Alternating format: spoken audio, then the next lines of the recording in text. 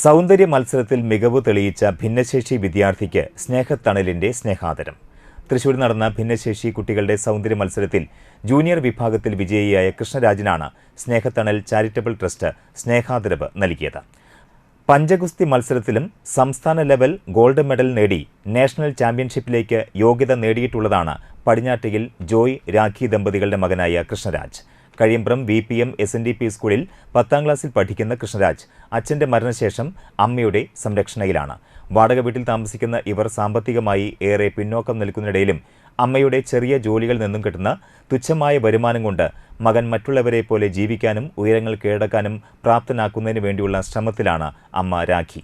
ചടങ്ങിൽ trust president Rajan Pattatt, general secretary MA Saleem, treasurer TV Sreejith, ഭാരവാഹികളായ Ashokan KC, ANG ജെയ്ക്കോ, Muhammad Ali NK, Premlal PR, പൂമ്പാറ്റ അധ്യാപകൻ Pepin George, കൊറിയോഗ്രാഫറായ Aparna Narayanan തുടങ്ങിയവർ സംസാരിച്ചു.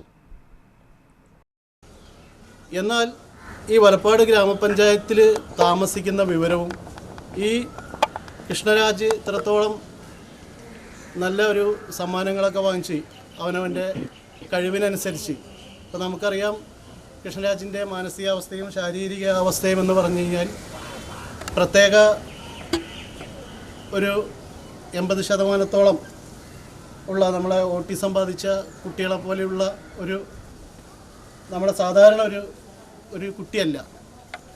എന്നിട്ട് പോലും ആ രീതിയിലേക്ക്, ഇത്രത്തോളം നല്ല രീതിയിലേക്ക് ഒരു മെഡലുകൾ വാങ്ങിച്ചു കൂട്ടുവാനുള്ളൊരു കഴിവ് ദൈവം കൊടുത്തിട്ടുണ്ട് കൃഷ്ണരാജിന്.